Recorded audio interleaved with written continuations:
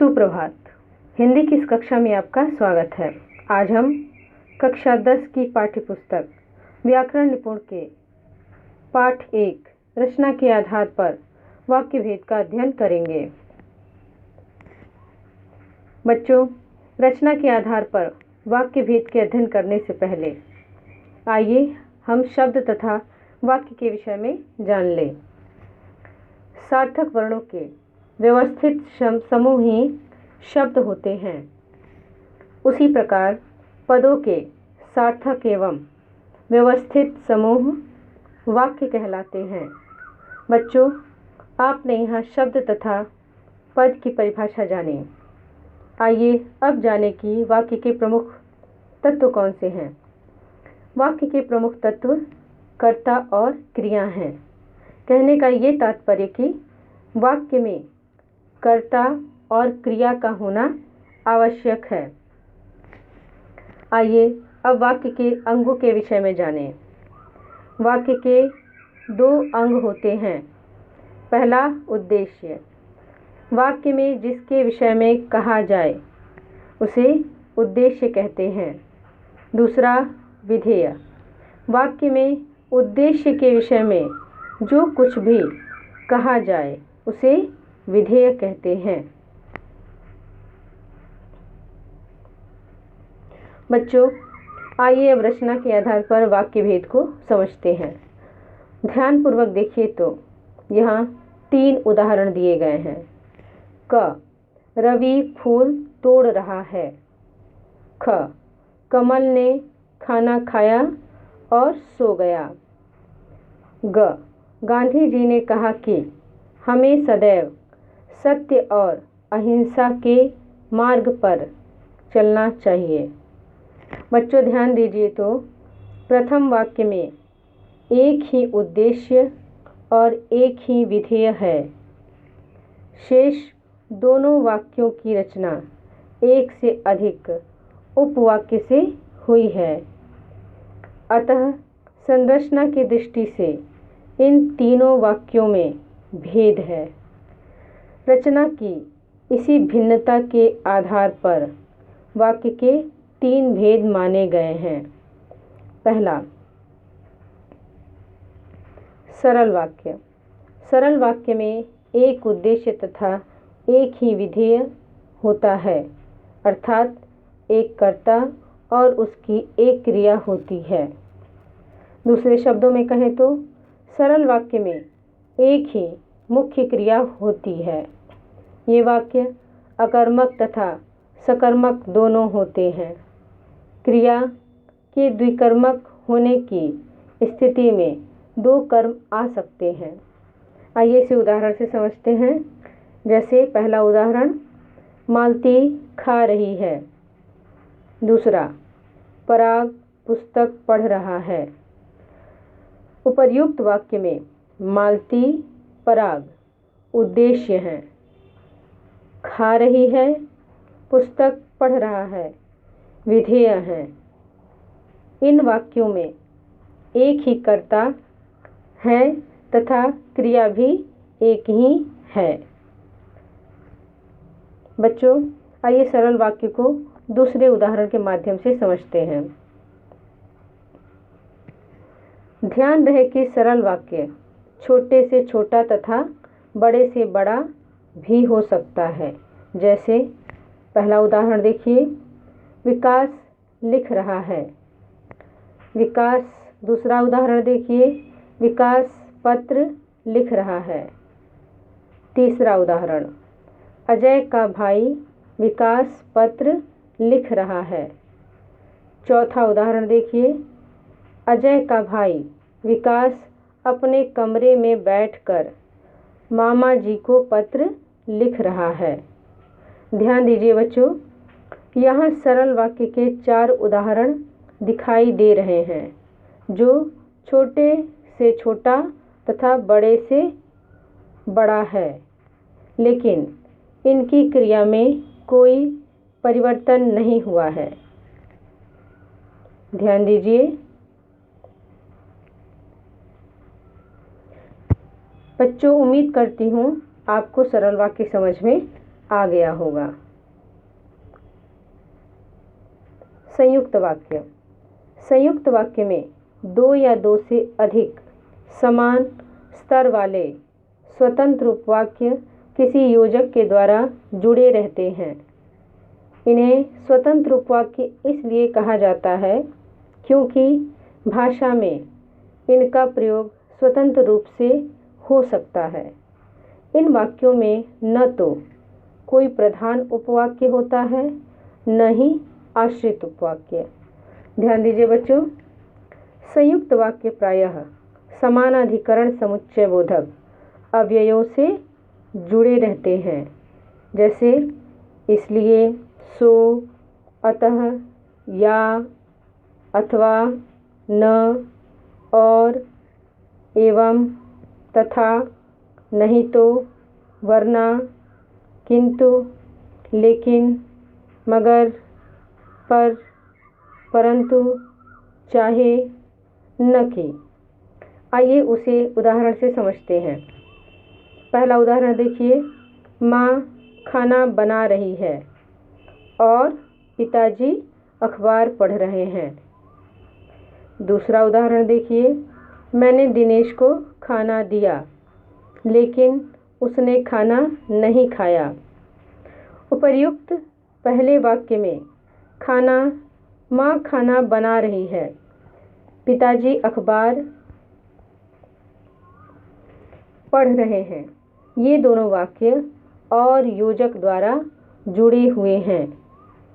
दूसरे वाक्य में देखिए, मैंने दिनेश को खाना दिया, उसने खाना नहीं खाया। ये दोनों वाक्य लेकिन योजक से जुड़े हुए हैं। बच्चों, आपको संयुक्त वाक्य समझ में आ गया होगा। इसके विषय में कुछ और जानें। कभी कभी संयुक्त वाक्यों में समुच्चय बोधक योजकों का लोप भी कर दिया जाता है तथा उनके स्थान पर अल्प विराम का प्रयोग किया जाता है। आइए इसे उदाहरण के माध्यम से देखें। जागने वाले पाएंगे,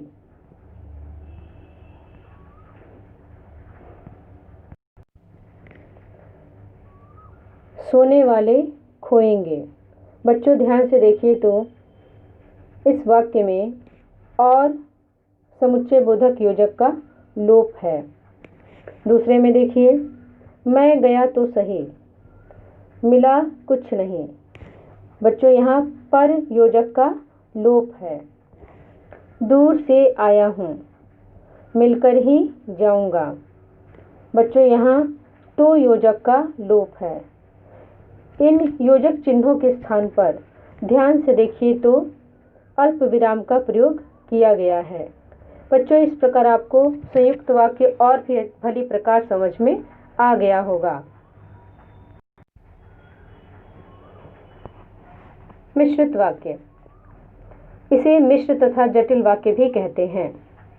मिश्र वाक्यों में एक प्रधान उपवाक्य होता है जो स्वतंत्र होता है तथा शेष उपवाक्य स्वतंत्र उपवाक्य पर आश्रित होता है, इसलिए इसे आश्रित उपवाक्य कहा जाता है।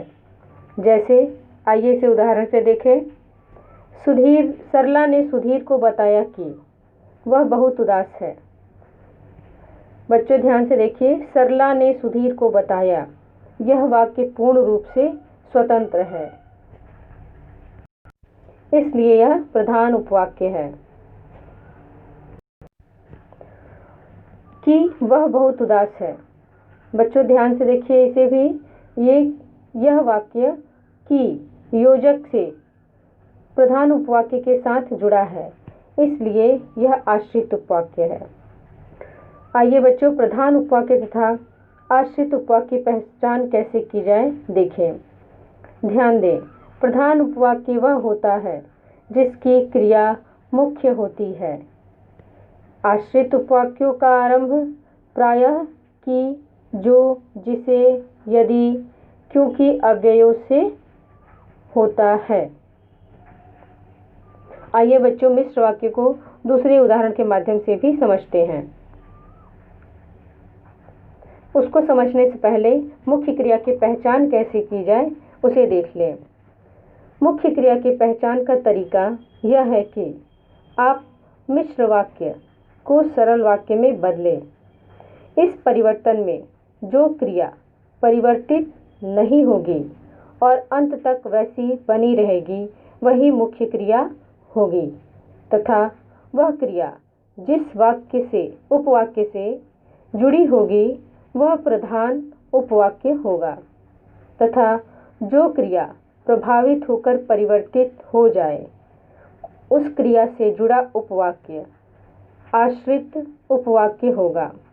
जैसे देखिए, दीपेश जो 8वीं कक्षा में पढ़ता था प्रथम आया है।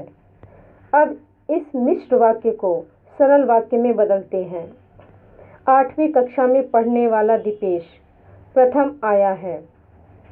हमने देखा कि पढ़ता था क्रिया परिवर्तित होकर पढ़ने वाला बन गई और दूसरी ओर प्रथम आया है का रूप नहीं बदला। इस प्रकार हम जान सकते हैं कि इस वाक्य में दीपेश जो 8वीं कक्षा में पढ़ता था आश्रित उपवाक्य है, प्रथम आया है प्रधान उपवाक्य है। बच्चों आइए इसे दूसरे उदाहरण के माध्यम से समझें। कुछ और उदाहरण देखें। पहला उदाहरण देखिए, इनसे पूछिए कि ये कौन है। इस वाक्य में रेखांकित अंश ये कौन है आश्रित उपवाक्य है। इनसे पूछिए प्रधान उपवाक्य है, अतः ये मिश्रित वाक्य है। वाक्य ध्यानपूर्वक देखा जाए तो आश्रित उपवाक्य प्रधान उपवाक्य के साथ की अव्यय से जुड़ा है और इनसे पूछिए क्रिया के पूरक के रूप में प्रयुक्त हुआ है। पूरक अर्थात पूर्ण करने वाला। दूसरा उदाहरण देखें तो, मेरे पास एक कमीज है जो बहुत सुंदर है। इस वाक्य में रेखांकित अंश बहुत सुंदर है आश्रित उपवाक्य है। मेरे पास एक कमीज है प्रधान उपवाक्य है। यहाँ आश्रित उपवाक्य प्रधान उपवाक्य के साथ जो अव्यय से जुड़ा है और कमीज की विशेषता बता रहा है। तीसरा उदाहरण देखा जाए तो, जब मैं स्कूल पहुंचा तब वर्षा हो रही थी। इस वाक्य में रेखांकित अंश जब मैं स्कूल पहुंचा आश्रित उपवाक्य है। वर्षा हो रही थी प्रधान उपवाक्य है। यहाँ आश्रित उपवाक्य प्रधान उपवाक्य के साथ जब अव्यय से जुड़ा है और प्रधान उपवाक्य की समय की विशेषता को प्रकट कर रहा है। बच्चों, इस प्रकार आपको मिश्रित वाक्य पूर्ण रूप से समझ में आ गया होगा। आज के लिए इतना ही। अगले अंक में फिर मिलेंगे। धन्यवाद।